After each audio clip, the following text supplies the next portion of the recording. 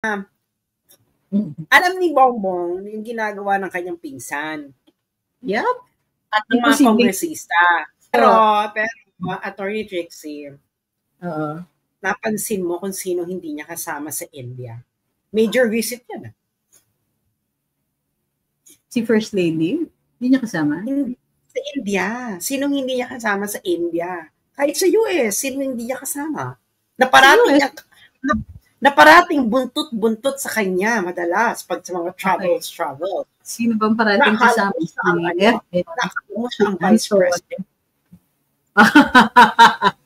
FL, Anton. Sino pa ba? Si Martin. Martin nga pala. Oo nga, no? Kung kala mo Vice President. Bakit hindi siya kasama sa India? Well, mahina sila kasi nga hawak ni Tambi si Tambilina. Oo. Sa leeg. Kilala mo si Tambilina?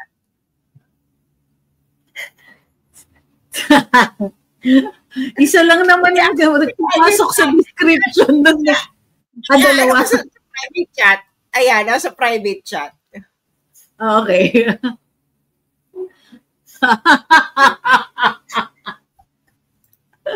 Bagay na bagay si Tambelina. Diba? Bahala na kayo ha. Yung mga nakikinig, bahala na kayo kung sino si Tambelina. Pero read between the lines.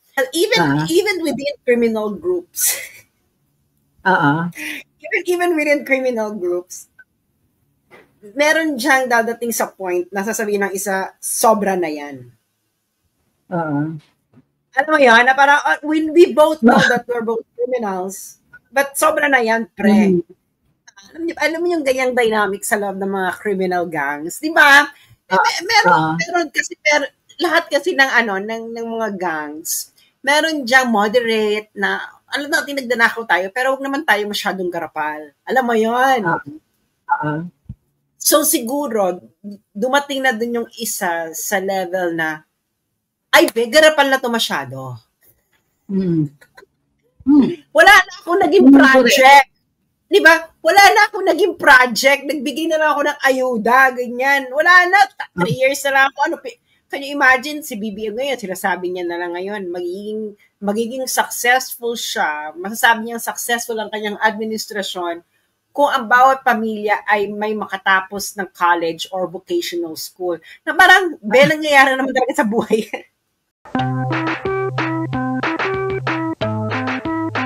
Wala na akong I don't follow. Iba na timeline ko. Ano ba yan? Iba na kasi ang sleeping habits ko. So, hindi ko na maintindihan kung ano. Oh my God, hello everyone. Ito na po ang ikalawang pagkabuhay ko. Pangatlo na. This is your third life. Oh my God. Attorney Trixie, nakakaloka to. Kasi how can they produce death certificate? Falsified yan. So whoever reported you can be liable for presenting of falsified documents, falsification of public records.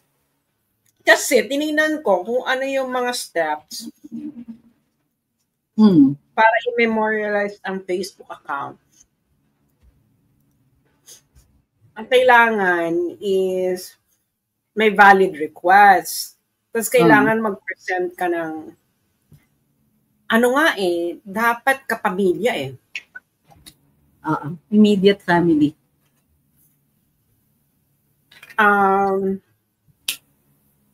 So, ano yun? Paano sila Unless may special arrangement. Kung hindi ako nagkakamali, kasi nung SEC ako, ang government pwedeng tawag So, in all likelihood, yung sa iyo is possibly an off-the-books government operation. Yeah, kasi I think ayun na nakakagulat kasi kailangan mong mag-present ng proof of death. Kaya nga So, they were already running out of reasons to try to sideline you. Ito na lang ang magamit nila. Kasi nga, ang tingin ko, the reason it's like that is, it might also be partly the effect of the TRICOM. Kasi sa TRICOM, napilitan ng Meta to dig in. Pwede lang silang mag-take down kung may violation ng laws that are that have counterpart laws in the US. So kung kunwari free speech pareho, protected speech ka. Protected speech yung ginagawa mo.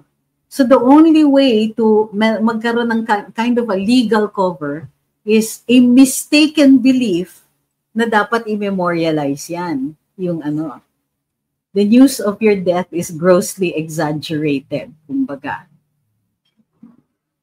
Ito yung problema, napaka-unique ng pangalan mo. Paano sila magkakamali? Yun ang nakakagulat. Kasi twice na to eh. Kaya nga so, ano yun? Hindi ba nila nakikita na every month nire-report akong TEGINET, tapos every month binubuhay nila ako kasi nagpapakita ako ng proof of life. Alam mo, ano lang yan? Was just unahan lang yan. Kasi after ka ma-memorialize, next step nila, magre-request sila na i-delete yung account mo kasi nga tegi ka na. So, after memorialization, kaya unahan yan eh. So, pag hindi mo sila naunahan na nag-submit ka ng proof of life, madi-delete yung account mo. Wala. So, yun. Yun. It's really the limitation. Kumbaga, di ba, parang, if you were here, ang remedy sa batas yan is writ of amparo. Talaga? Oo. Ano ibig sabihin dyan? Kasi ibig sabihin, there is some government agency that is working to deprive you of one right, or of a particular right. In this case, the freedom of speech, di ba? The right to free speech. So, if it is government that made the requests to Meta and all that, and yung, whether formal or informal, you can ask them to stop kasi nga, na-violate yung rights mo. And remember, the Supreme Court now is big on the violation of rights. Willing silang impose. Oh well, touché lang kami dahil wala ako dyan, hindi ko magagawa yan. Oo. But, kumbaga, wala namang forever. This administration has 3 years? Magpakasaya na sila ngayon. Ay, sana nga hanggang 3 years lang sila, no? Paano kung humaba ang kalbaryo ng... Hindi ko talaga nakikita kasing beyond that. Hindi mo nakikita yung beyond that? Kasi even pero the way they're acting now, halimbawa, buti nandito ka. Halimbawa, there are so much, tawagin na lang natin muna silang nasa realm ng rumor. Ang daming mga nagsasabi, and it's also evident in the behavior of government na wala ang pera. Okay? Wala na talagang government money. The government is, well, the description that I have been told is bankrupt. And so now what they're doing is they're going to start selling government assets. Last year, yeah. Bakit bankrupt? Bakit naman na-bankrupt? Wow, did you see the left and right gastos? Para namang hindi magastos ang Kongreso, no? Ibig sabihin, yung 800 billion for ayuda in 2024 is only the reported amount. In all likelihood, there's a bigger amount that was given away or used. So remember rin na lumiit lahat ng government budgets also due to corruption. Kung totoo yung sinasabi ng mga kaibigan natin na kongresista, nabibigyan nila ng budget yung isang ahensya, tapos pagka nabigyan, and minsan bibigyan nila ng mas malaki. Kunwari ang hinihingi ng ahensya, kunwari lang 100 million. Bibigyan nila ng 130 million, kanila yung additional. But, wait, there's more. Meron pang ibang mga kongresista na poporsyentohan pa nila yung ahensya. Meaning, so 130 million, posibleng 60 million yung kanila. Di ba dyan nga nagalit si Inday, kaya siya nag-resign, sinabi niya na ayaw niya yung ganyang patakaran. Exactly, diba? Ganyan magpatakbo. Yung Now, imagine kung ilang, sa 3 taon, ganyan sila, tapos may massive outlay ng sa ayuda ng 2024 and also in the 2025 budget. Imagine mo kung ganong they were already spending money for the next year. Kumbaga, wala na yung mga inallocate for, kaya walang infra. Kasi yung mga infra projects, dapat yun, di ba, nakabook na siya. You can't touch it na normally. Ayan, nagawa ng paraan, na-touch na sila, na-drain na lahat. Which is why, hanggang ngayon, wala pang ribbon cutting ang presidente. Anong i-ribbon cutting niya? Walang natatapos. Alam mo, kaya naawa din ako kay Bongbong. Kasi, gusto talaga niya yung mga infra. Ay kaso, wala siyang bayag. I'm sorry. Live pala ito ni Attorney Trixie. Kailangan. At wala siyang balls na alam mo yon, nasa laging yung house. Kasi di ba karamihan ng mga infra niya, tatanggal yung budget, napunta lahat sa ayuda. Oo, di ba? Tapos walang nagawa si BBM. Kasi nga, si number 2 kasi. Si number 2 si Tambi. Si Tambi, si number 2. Ay, si Doggy! Say hi to Sas. Doggy! Go! Tama na. Go. Kakain ka na. Go to ate. Diyos ko, maligo na naman ako. Go. So, let's go. Yeah, ate's calling you. Hindi ba? So, parang, I really think na alam ni Bongbong yung ginagawa ng kanyang pinsan. Yep. At ng mga kongresista. Imposible hindi. Ngayon, wala nga lang siyang lakas ng loob na salagin.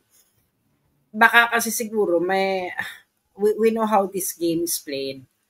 Tapos ngayon, si Bongbong ngayon yung nasisira. Kasi, Bex, wala kang project. Alam naman namin kung bakit ka naging walang project. Dahil yung mga pera na dapat doon sa mga project mo na ilagay sa bulsa ng mga congressman.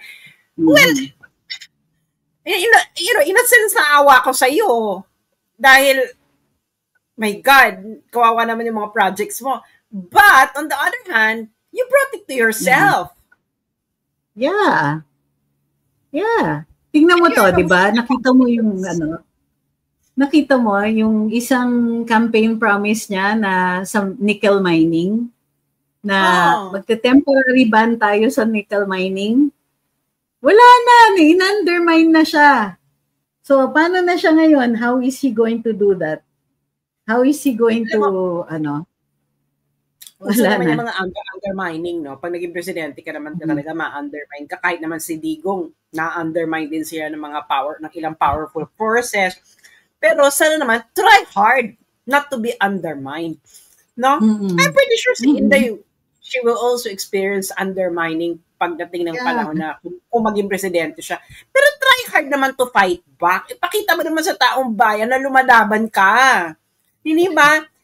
Kita mo si PRD, di ba? Si PRD lumalaban. Lumalaban siya.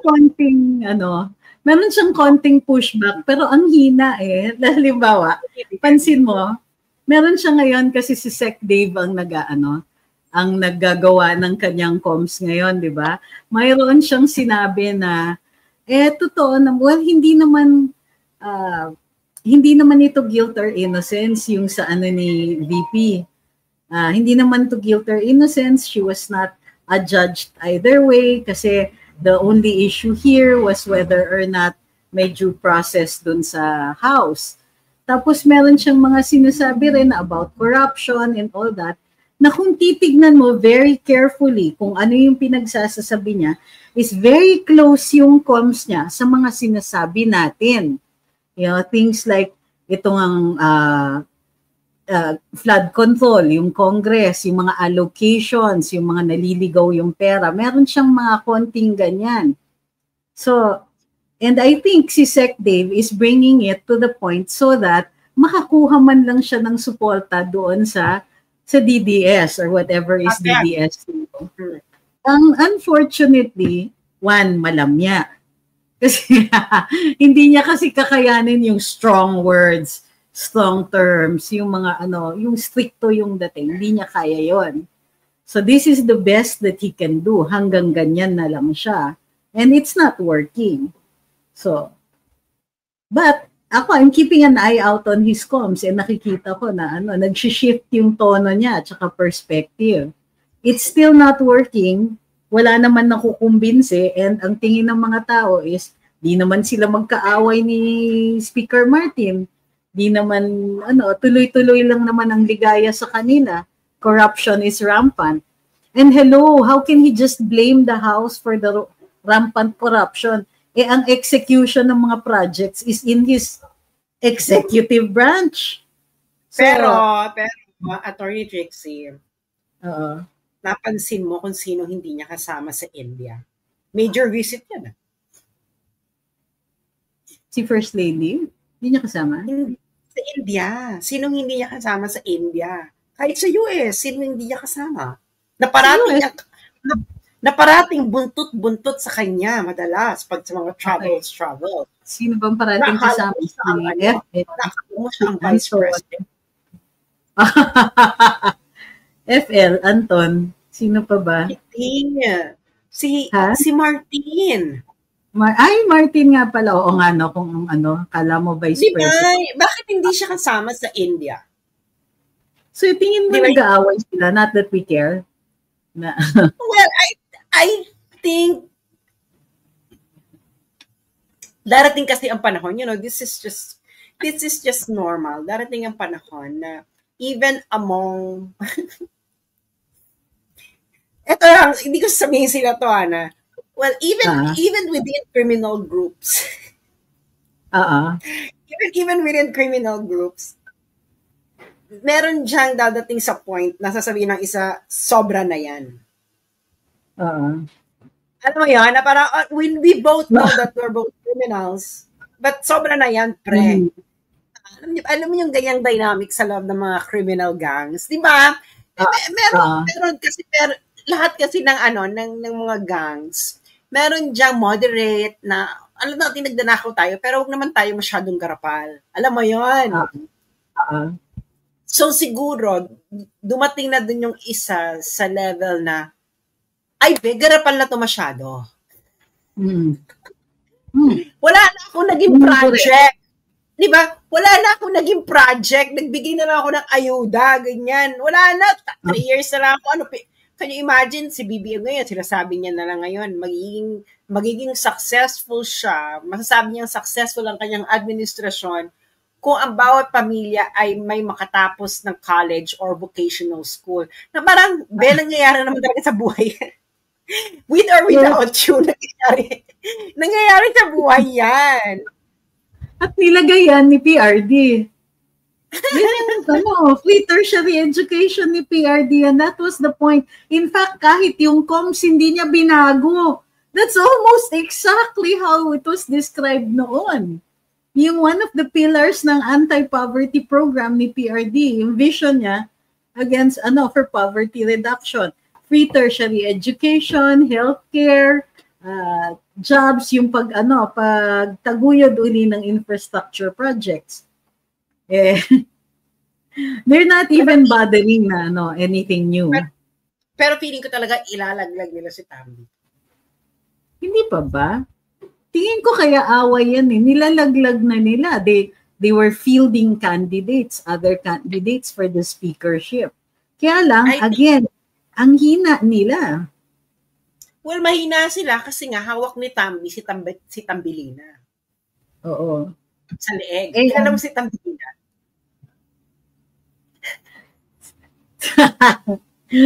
Isa lang naman yung pumasok sa description doon. Dalawa. Sa private chat. Ayan, sa private chat. Okay.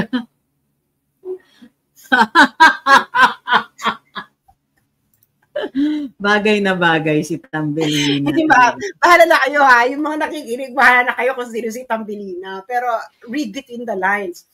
Feeling ko, kaya rin, kasi nga di ba naging ano niya, protege yan ni Tambi.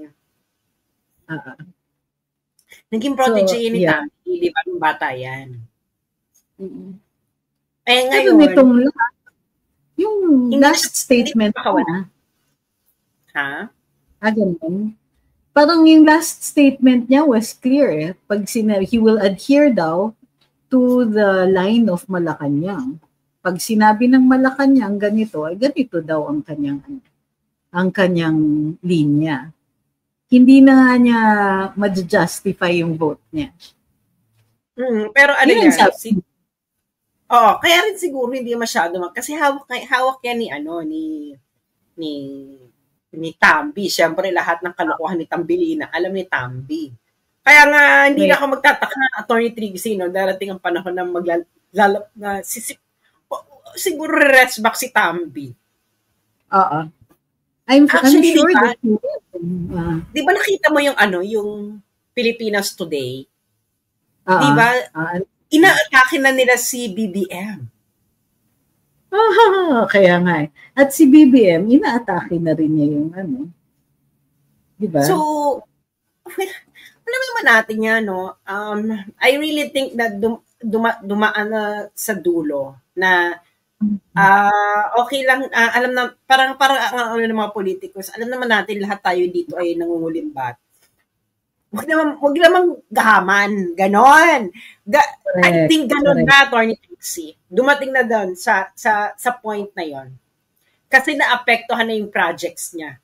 Kasi siguro kung hindi naapektuhan yung mga pwede mong ibandera na projects, siguro hindi dadaan to sa ganito. Pero naapektuhan na railroad yung mga projects niya for 3 years. Para lang sa pangarap ni Tambi, tapos nag-flop pa. So parang lahat ng ito, walang nangyari. Sa laki, di ba? Aminin mo, what do you think about Churi? I think there's no other theory. Parang yun na yan eh. Basta ako I'm happy kung totoo man na na sila na naghihiwalay na yung kanilang interests. Di ang saya. Kasi wala nang access to the only way that they can make anything happen is if there's money. Ang problema nga, right now, gahol, sobrang kulang ang pera sa gobyerno ngayon.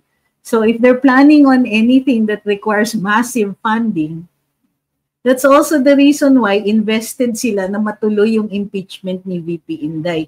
Now, not sometime in 2026, because there's not enough money. They're selling government assets just to keep government running. Yun. MOE lang talaga halos. MOE na lang. Wala na yung mga projects. That's why they're stealing from PhilHealth. Well, 2026, kung sa 2026 sila mag-i-impeach, papapile sila ng February, break ang Senado. So, ang gagawin ng Senado yan, June na uli ang mag-uumpisa. So, pagdating ng June, kung matuloy naman yung trial, gaano katagal yung trial lang ni Justice Corona? 3 months? January to 3 months. 3 months, hindi elected official yan. Walang baluarte yan. Hindi tapos ang dami pa ng articles of impeachment tong kay Inday. Hindi bawasan ng dalawa. Bawas dalawa. I don't think, bawas dalawa lang. I don't Kasi think sa Supreme Court sinabi nila na bawal na you cannot allege actions that happened before she took this office. So kung ini-impeach siya from the vice presidency, hindi pwedeng yung acts before the vice presidency. So isa yun. Sinit na pati yung substance ng impeachment. Tapos pangalawa, kailangan pag criminal yung action, dapat nasa level siya ng high crime. So yung grave threats, malamang madodrop na rin yun. So, consider drop yun. Anyway, tapos, so June na yan. Hindi, I don't think na ang impeachment na yan hanggang 3 months lang kasi vice president yan. Number one sa survey ng presidency. So, I think pahabain nila ng pahabain yung impeachment hanggang 2027. So, wala na mangyayari sa buhay natin. Kung ituloy nila yung impeachment next year, mula June hanggang early 2027, impeachment lang ang pinapanood nating lahat. Aminin mo, Attorney Trixie, hindi malabong mangyari yan. Pero if it's next year, tapos wala sila masyadong pera, malabo kung makatuloy, but kung matutuloy yan, gagawin lang nilang platform para mag-shine si Inday, si VP Inday. Kasi by that time, ang dami ng turncoats. So magtatawid na yung iba. At hindi lang turncoats. Kasi, syempre magpapakita ng evidence si Inday. Ngayon, may botohan dyan kung pwede ba ipakita tong, kasi hindi naman itong kailangan mong sumunod sa rules of court ng very faithfully. May botohan ng judges kung pwedeng buksan ang white envelope or hindi. Diba? Ganyan. Diba? So, kung admissible ba or hindi, or pwede bang i-discuss in public or hindi. So, syempre, pag nandiyan ka, gagamitin ng kalaban ni Inday for propaganda purposes, mapipigilan nyo din ba si Inday for gamitin niya for propaganda purposes? Given na ang balance of power ngayon, 2 times ang Senate, binokya kayo. Di ba yung una, i-remand, victory. 3 beses pala. Tapos, pagbutuhan kung iti-table ba ang ni Marcoleta, na lot-lot de Leon din kayo dyan. Tapos, yung pagbubutuhan na ni Marcoleta, na lot-lot din kayo na 3 times. Kaya pag-isipan yung mabuti yan. Kasi, alam ng lahat, alam ng mga politiko, alam ng mga kaalyado ni Inday sa Senado na gagamitin niya for propaganda purposes, mapipigilan nyo ba pag sinabi ni Inday? May evidence ako, tapos sasabihin ng prosecutor na it's inadmissible, senator judges. Siyempre, yung senator judges, magubutuhan, admissible yun. Correct. So, ayan. Wala, tingin ko, na sila, this is the beginning of the end. Wala na talaga. Pero gusto ko talaga, Attorney Trixie, matuloy yan kasi talagang bloodbath yan. Kasi hindi to katulad ng ng trial court, ha? Kahit anong ebidensya. Di ba? Sa impeachment court, kahit anong ebidensya dyan, pwede mong ipakita. Basta lang okay sa mga senator judges. Correct. Ay. Pero, can you imagine, mag-impeachment sila, wala silang pera? For me, na this is going to be, yung pagwawaldas nila ng 2024 and itong 2025 is coming back to haunt them in 2026. Isipin mo, papasok sila sa 2027, they have to start preparing for elections. Kung hindi nakaka-bounce back yung kaban ng bayan, kung hindi tayo nakaka-recover sa yung kaban ng bayan by that time, wala silang gagamitin, wala silang ipamumudmod. So, pati yung mga kanilang communications and all that will be, wala na. Kung highest bidder yan, matatalo na sila sa bidding. Tapos na sila. This is, I see the beginning of the end.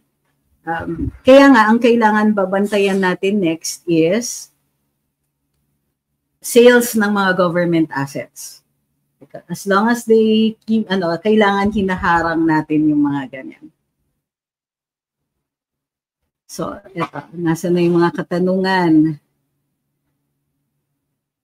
Sabi ni KCL, Kong Toby Tiangco's interview with Karen shading the Congress's massive corruption on GAA 2025, which is really a good and reliable source because he's in the Congress. Well, kumbaga halata na rin naman sila. Congressman Tiangco is not really saying anything new. What is new is that there is a side. Kumbaga, si BBM speaking through Kong Toby Tiangco.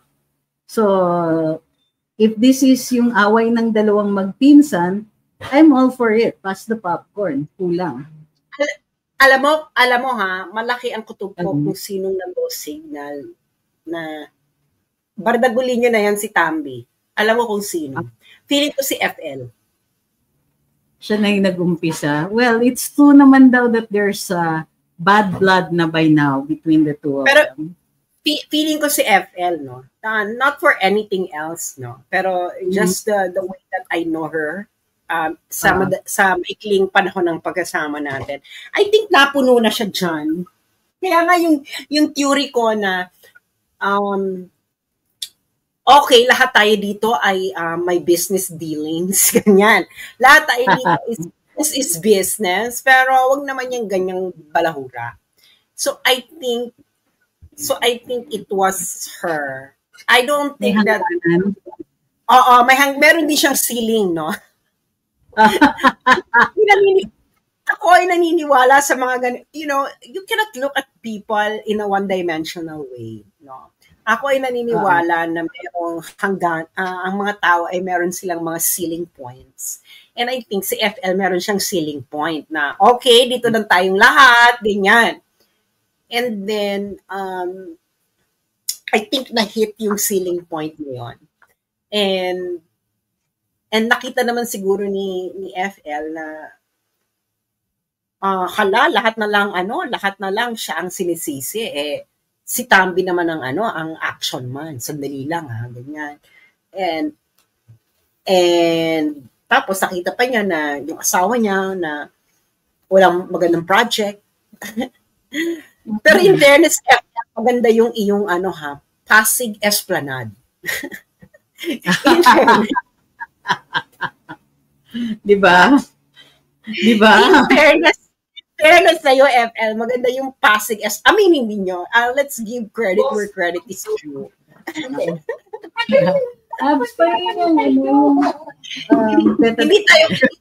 Hindi tayo katulad ng iba na hanggang ngayon maasim pa rin sa Dolomite Beach, no? hindi kami SMC SMC ang partner. Diba? Ng Esplanade. Pero aminin niyo maganda yung project na nung Pasig Esplanade, no? Maganda yung concept kasi lalo nakaharap niya yung magandang bridge na friendship bridge ng China and the Philippines na magandang architecture, di ba? Well, in addition to which, the original plan talaga is to build parang a road. Wala talagang paglalagyan ng kalye going towards Tanay. So, to bring development from Tanay, ang hirap kasi pumunta ng Manila talaga from the east. So, yun yung primary purpose niya. And the fact na magagawa nila, hopefully, in a respectful way para respected pa rin yung heritage fabric ng area, but if they can do it, I'm all for it. Kasi we cannot, hindi tayo yung magde-decide na, na hindi entitled to development on certain areas. So, yeah, in fairness, meron ganon. But I don't know, meron pa bang pondo yan? Kasi ang nag-fund niyan is housing. So, remember that they were so cash-strapped dun sa department na yon. Wala na nga si Secretary Acuzar. But they had this very ambitious project of 1 million housing units per year. Tapos yung Esplanade project. Fortunately, yung Esplanade is, Pasig. Ay, Pasig. Pero, is SMC. Yung asawa bang Romualdez ni Toby? Ito ba ay Romualdez A or Romualdez Team B? Di ba may team din sila dyan? Team A and Team Tambi. Saan ba sila?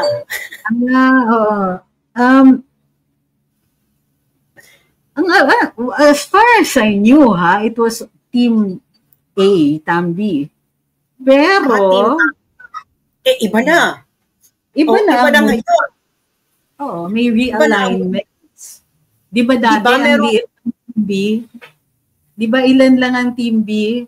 Parang 3 o 4 lang sila.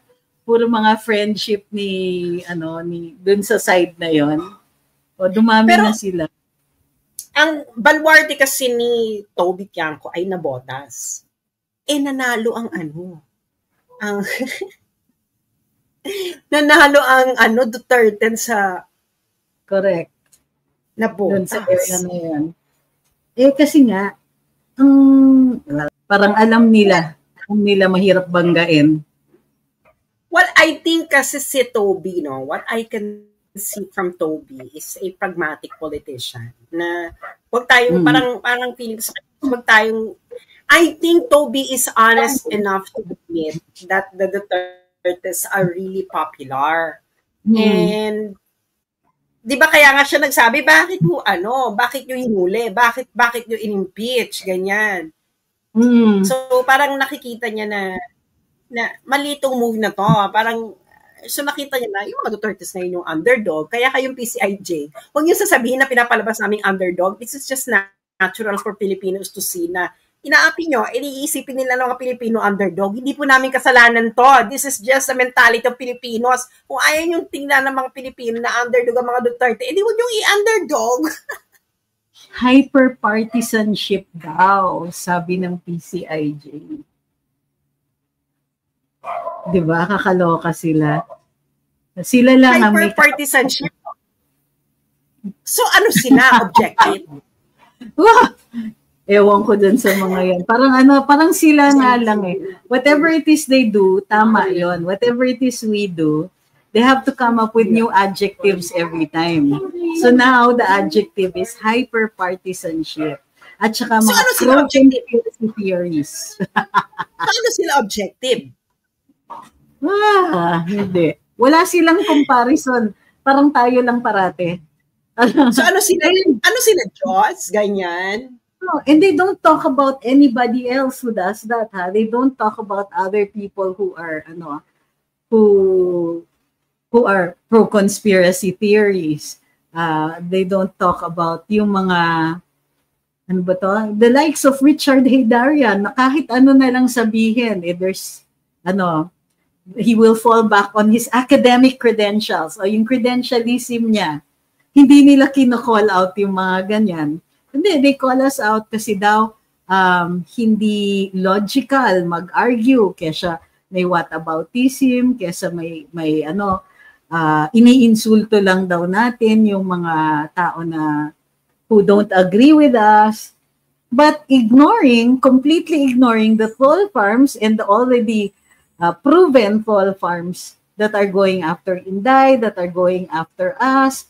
Wala silang kibo sa TLICOM when the TLICOM was coming dangerously close to limiting free speech. So parang feeling nila tayo yung nang-aapi. Yes, exactly. Parang ito yung nakakaloka sa mga to, Attorney Trixie, no? Na you are calling other people as hyper-partisan. Pero, ano ka? Diba? Diba, ano ka? Who's calling out other people na hyper-partisan? Ano ka ba? Medium partisan ka ba? Ano ba? Medium rare? Medium well done? Ano ba to? Or, ano ka ba? Hyper-objective ka ba? Or, diba? Kasi, you have to lay down your cards as well when you're doing criticism. Hindi ba? Lay down your cards. Kami, transparent kami, na pro Duterte kami. Ikaw, na nagko-comment ka, ngayon, kung you're gonna say na hindi po ako, pwede nyo sabihin na hindi kayo pro Duterte or hindi kayo pro pareho. Pero, sabi nga nila ng ating first-rate scholar, it is the deed. It is the deed na deed. It is the deed na deed count. It's not your words, but the deed of your deed counts, no? So, kailangan ipakita ninyo na kung sasabihin ninyo na yung iba hyper-partisan, ipakita nyo na kayo yung hindi kayo hyper-partisan. Dapat equal yung pagtingin ninyo dun sa pareho. Kaso hindi. Ang ginawa nyo lang, ini-echo nyo lang yung mga feelings nung kabila.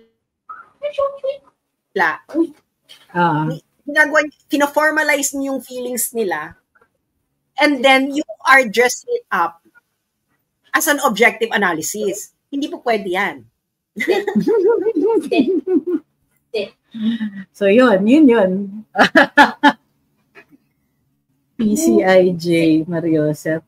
They want to be they want to maintain the narrative. Pero hindi ko naiintindihan sa kay PCIJ and like Rappler, hindi umubra yung kanilang mga ganyang klaseng style, yung mga argumento nila. You know, it's like having an elephant in the room. They keep attacking tayo while ignoring everything else that's going on around them, including their own, the plank in their eye, sabi nga sa Bible. Well, Attorney Trixie, ito lang masasabi ko sa kanila. Since 2016 yung pag ginagawa yan, magte-turn years na. You lost several elections. So maybe if it's not giving it, stop serving it. Hindi ba? Na parang magte-turn years, 10 years na next year. So, ang sinisisi nyo pa rin, bakit hindi kayo nananalo is kasi yung mga DDS hyper-partisan. It is not our fault that people listen to us and then they don't listen to you. Hindi ganun ng social media. No? Alam mo, parang, ewan ko, Attorney Trixie, magta-10 years na they're still pretending that they don't understand how social media works. And why people follow certain people. Una-una, hindi nga kami masyado pinafollow ng mga tao. Pinafollow nga mas madalas sa mga tao, yung mga walang kwentang mga social media, yung mga pranks, ganyan. So, hindi kami may kasalanan kung bakit, di ba? Hindi kami may kasalanan kung bakit yung mga tao hindi kayo binoboto. Dahil, if you're going to look at social media analytics, most Filipinos don't follow political bloggers. Yeah. Significant who actually listens, eh? Yeah, in social media, political bloggers are not so significant. Ang pinaka-significant, entertainment, pranks, ano pa ba, yung mga flip-top, kaya nga di ba tinatap nila yung mga flip-toppers kasi malaki yung following. Ano pa ba, si Senyora, marami. Nobody, we are minuscule, no? Compared to other social media, we're minuscule. So do not blame us kung bakit kayo natatalo. Kasi people don't listen. Most Filipinos don't read us. They have their own brains. They watch most probably mainstream media. So anong ibig sabihin nun? Let's have an objective analysis. Correct. Hyper-partisan pa rin ba yung mga beauty bloggers? Di ba? I mean, the people who listen to us are, of course, Duterte supporters. That's a given. And then kayo rin na pina-follow kami dahil gusto nyo makita kung paano yung kami titirahin. Tapos, pag tinignan nyo yung analytics, political bloggers are inconsequential in social media.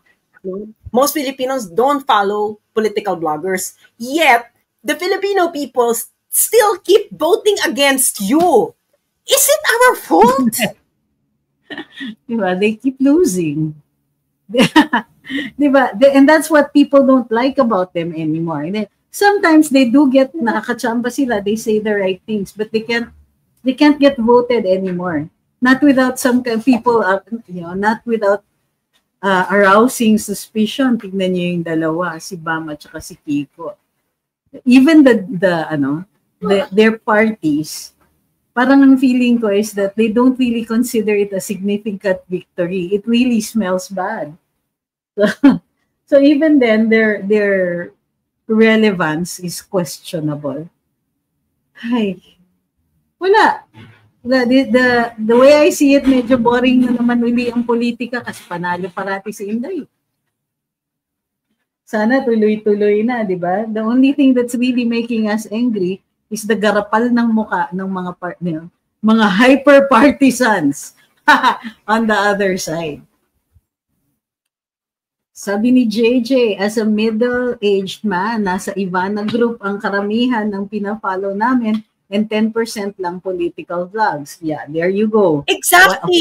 Exactly. Well, of course. Look, if you're going to compare who follows to me and Ivana, or sino tong Tony Fowler, or yung mga beauty vloggers, Bex, Oh, yun. I am like a tiny grain of sand compared to their galaxy. Correct. Tapos ako sisisihin ninyo kung bakit ayaw kayong paniwalaan ng karamihan ng mga Pilipino? That we actually merit a congressional investigation, ha? Yeah, it's not I'm sorry to break it to you, no? It's not us, it's you. It's not a me, it's not a we problem, it is a you problem. Kung bakit kayo hindi binoboto ng tao. Kasi kaya mali yung strategy ninyo eh. Ina-atake niyo yung political bloggers, ina-atake niyo yung mga political bloggers. Pero the real problem, kung bakit ayaw kayong paniwalaan ng mga tao, are not the political bloggers, kundi kayo mismo. Bad politics. Yun lang. Whose bright idea was it na to make it a project na mamigay ng ayuda in aid of re-election? It didn't work. It worked. In fact, it's still working against them. Alam niyo ba ang pinakakaramihan na nag-viral ng against sa ayuda? These were not made by DDS bloggers. These were made by non-political bloggers na ini-spoof nila yung ayuda. Makikita mo yung mga nagla-like. Nakikita mo yung mga nagla-like doon sa nila at share. Hala, mga 100,000 likes, 50,000 shares, and these are not political bloggers. These are ordinary bloggers.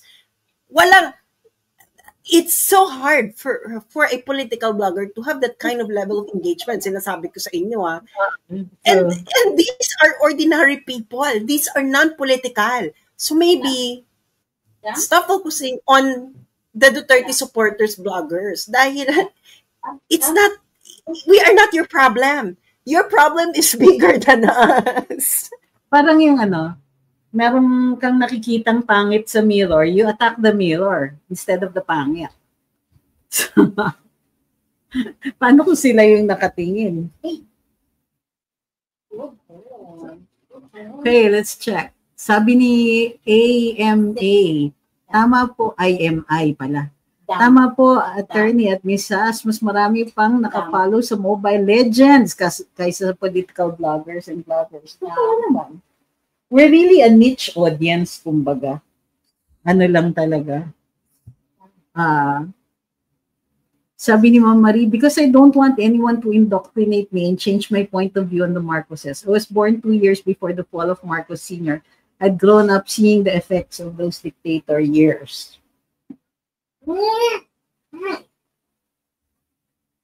Sabi ni Ma'am Tina, ang galing ni Sas palabasin ang lahat ng chismis na alam ni attorney. Grabe kayo sa akin.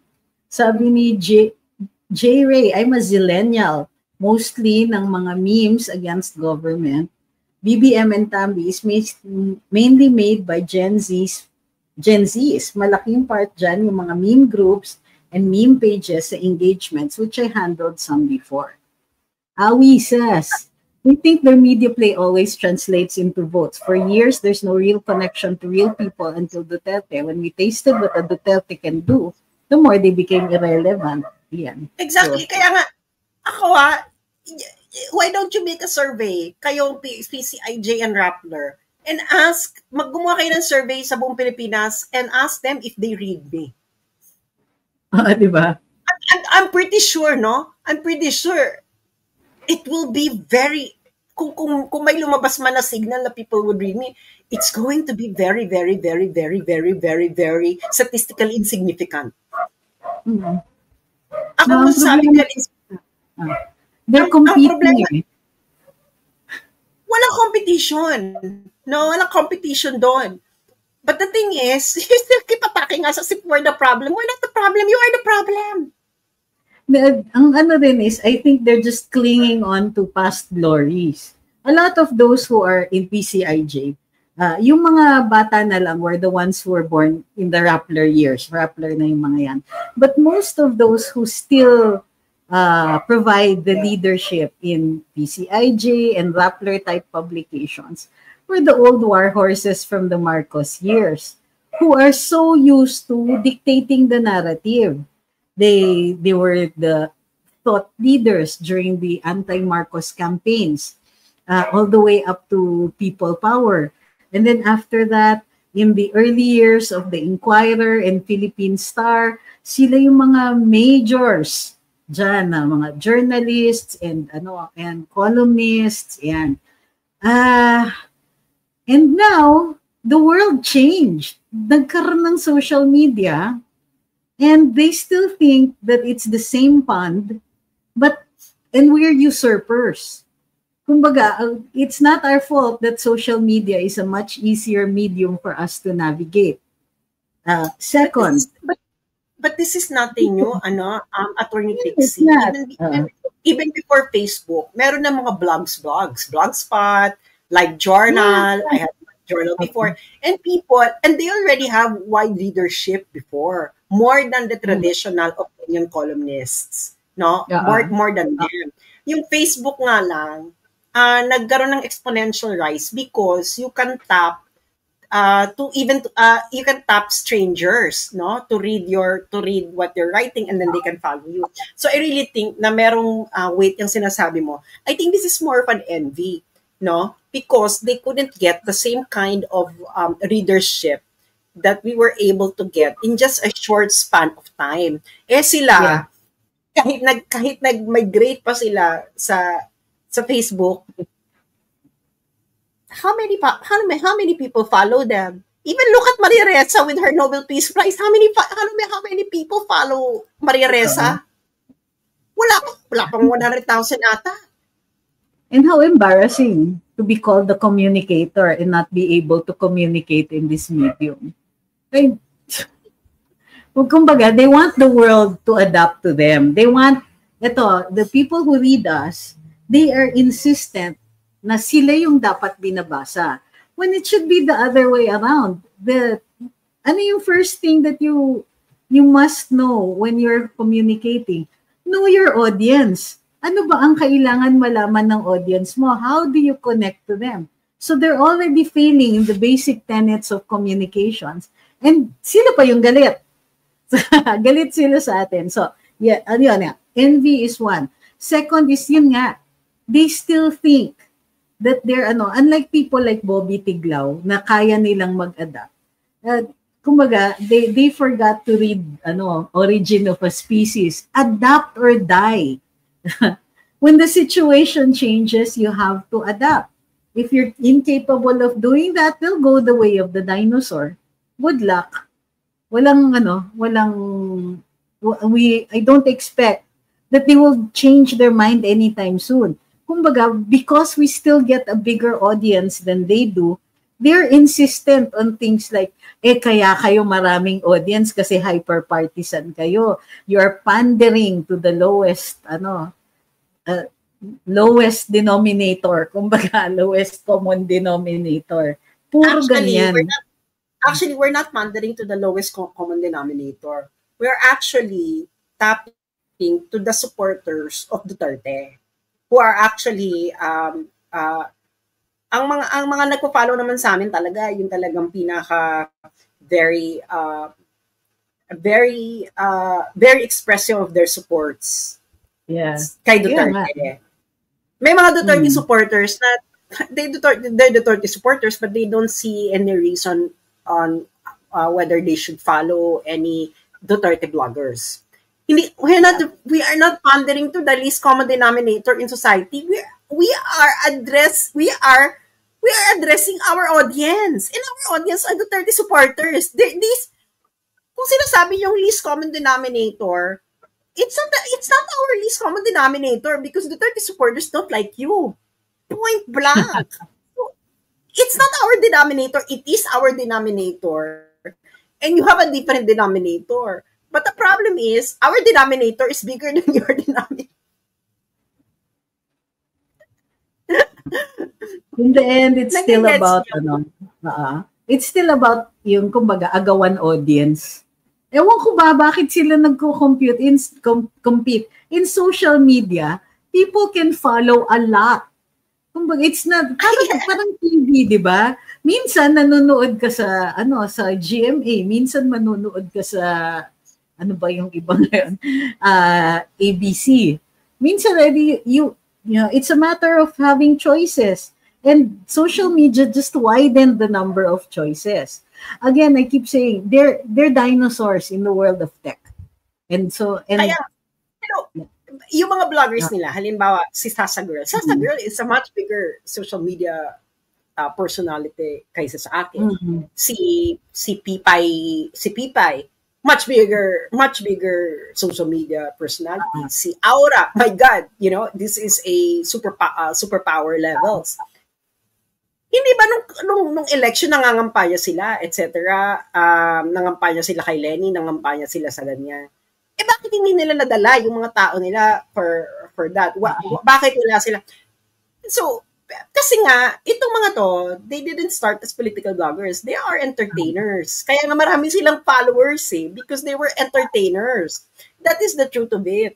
But the thing is, yung mga tao gustong ma-entertain, they don't care about politics. They have their own politics. They don't follow you because of your politics if you're an entertainer. They follow you because you're funny. No? And these people are really funny.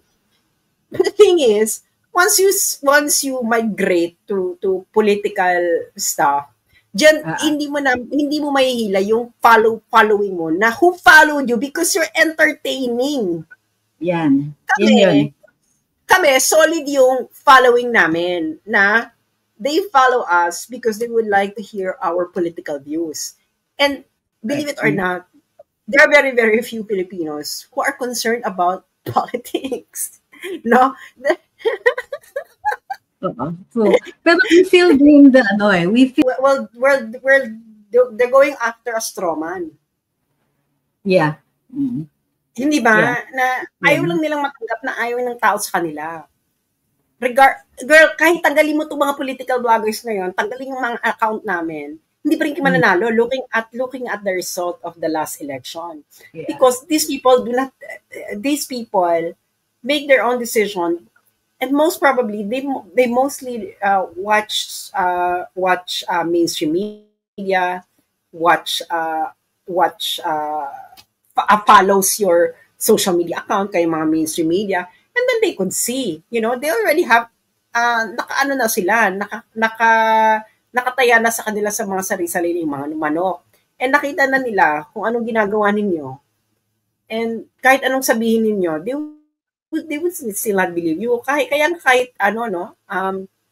magkaroon tayo ng Thanos